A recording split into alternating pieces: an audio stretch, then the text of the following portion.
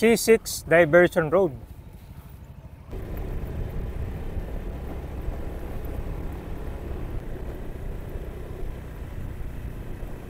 Puno na siya ng mga damo, oh. Ang tataas na. Mukhang hindi na nakon dito, na-maintain, no?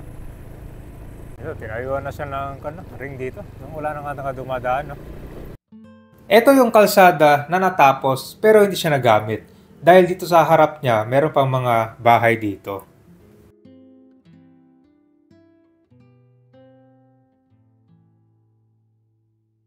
Ito yung C6 Road Project kung saan ito ay magsisimula pa dun malapit sa JP Rizal sa intersection ng papuntang Batasan, San Mateo Road. Itong project na to ay mahaba itong gagawing kalsada. Dito sana yung dugtong niya, papunta dyan sa may ibang area pa nitong Rodriguez Rizal at marami nagsasabi na ito ay aabot hanggang sa may San Jose del Monte, Bulacan naman. So dito, marami pa rin pumupunta dito pero namamasyalan lang yung mga tao. Tinatawagan nila itong C6 Tambayan.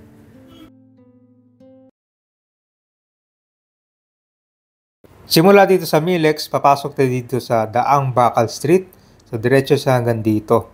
So hanggang dyan lang yung kalsada na to na hindi pa siya duktong. Na marami sasabi na didiretso sana dito sa ibang area pa ng Rodriguez Rizal.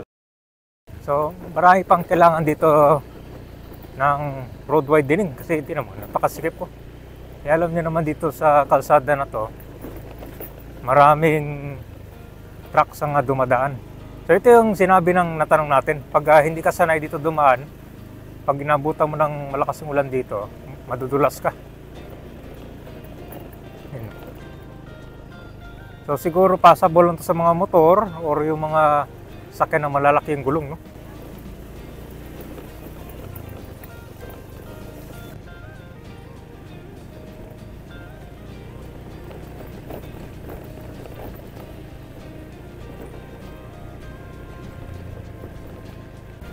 So putol-putol siya, no?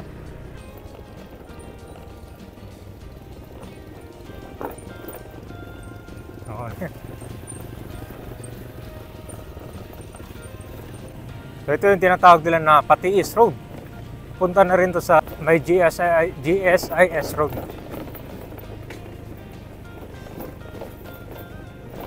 Ito na tayo sa Milex Road.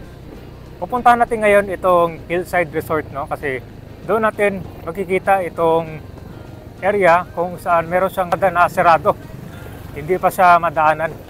So tingnan natin, no, kung bakit hanggang doon pa lang yung nagawa na project nito. So umikot lang tayo, kabayan, dumiretso na tayo dito para mas mabilis, no? Kung rumekta na tayo dito after doon dumaan sa may Patiis Road. So dito matatanaw mo yung mga kabayan, mga bundok si Taso. Parang merong mga activities na ginagawa dyan. Tignan mo, oh. So meron talagang area dito na kahit walang ulan, basa yung kalsada. Yan, tulad yan, oh. So, di ba yung nagsimula tayo doon, merong mga pangkarwas doon, no? Siguro after natin dumaan dito, magkakarwas na rin tayo ng maglinis rin tayo ng motor. No? Kasi tinamo yung putik ko, di ba? Ito na tayo sa Hillside Resort. Yan, no? So kung makikita nyo, kabayan, ito yung C6 Diversion Road. Kita ko sa inyo kung hanggang saan itong kalsada na to, no? Ayon sa mga natanong ko dito, dati marami pang mga sasakyan na dumadaan dito. Pero ngayon parang nagmistulang, tinubuan na lang siya ng mga damo. Di ba? Halos kaunti na lang. Kanina may mga dumaan dito ng mga all-terrain na vehicle or yung mga ATV. Dahil dito pala madalas nagkakaroon ng putik tsaka baha sa kalsada. Tingnan nyo, tinubuan na lang siya, oh.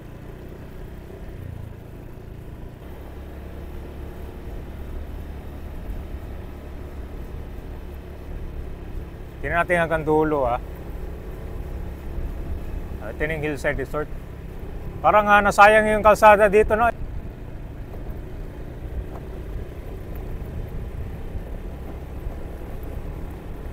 Matagal na tong project to na natapos. Grabe, napuno siya ng putik ko.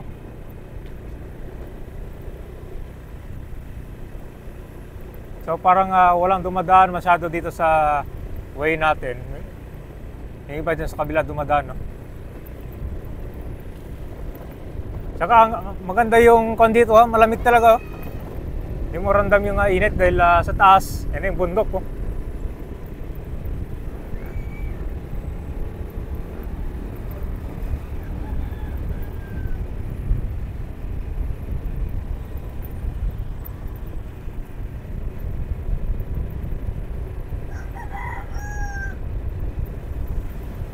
Gusto lang private kalsada na lang. Tingnan mo yung kung ngayon dito, yan, puno na siya ng mga damo. Ang tataas na. Mukhang hindi na nakon dito, na-maintain, no?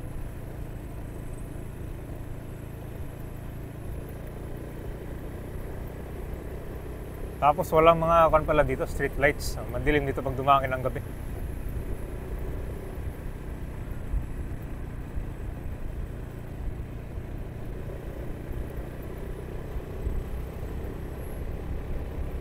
Tinayuan na siya ng ring dito. Wala na nga dumadaan, no? Dito yung dead end niya, oh. So mag U-turn ka na lang dito pabalik. Ayan.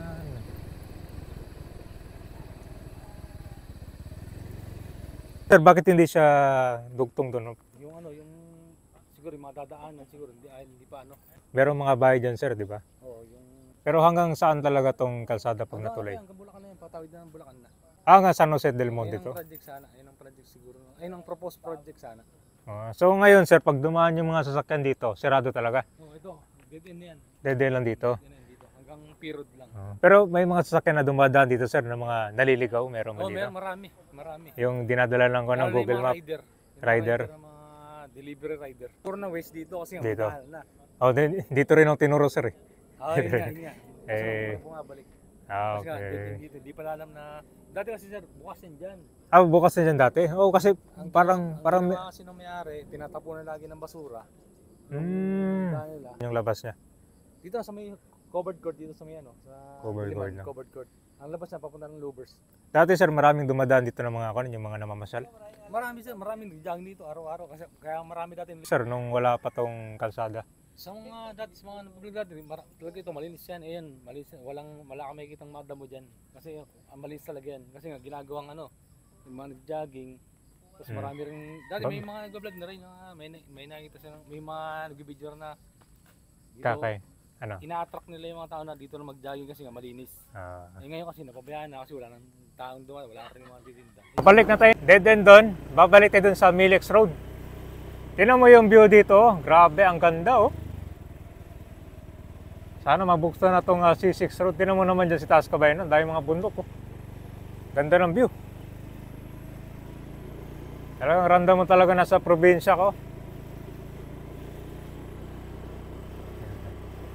So ayun din sa mga natanong ko, maraming mga namamasyal dito. So mahaba pala itong project kasi talagang tatagos ng Bulacan eh. Ngayon di ba nasa Rizal Province pa lang tayo. Dito muna tayo. So alas naka-ready na pala siya guys, kasi meron na siyang barrier dyan. So mapapansin mo dyan sa bundok Kabayan, no? Parang may ginagawang activities yan, no? Para siyang nakulay brown, no? Hindi kita yung puno.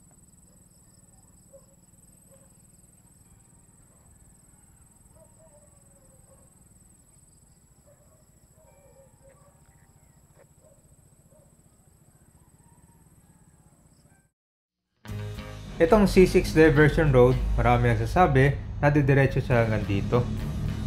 Yan, papunta na kasi ng San Jose del Monte, Bulacan yan pag dumiretso ka dyan.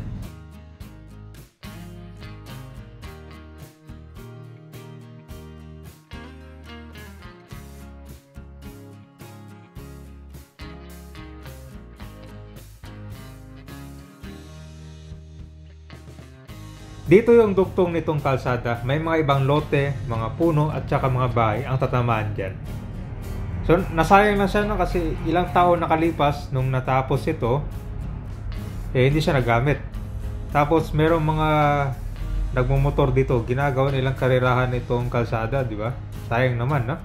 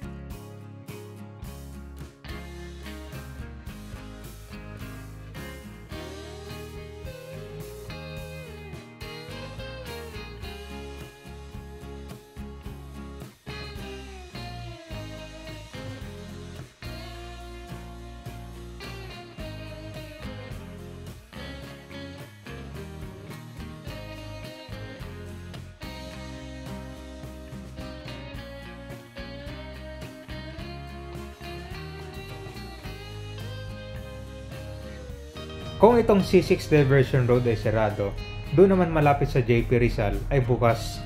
Doon siya mas malawak, 2 lanes bawat direction, maayos na center island, merong bike lane at meron ding maayos na sidewalk.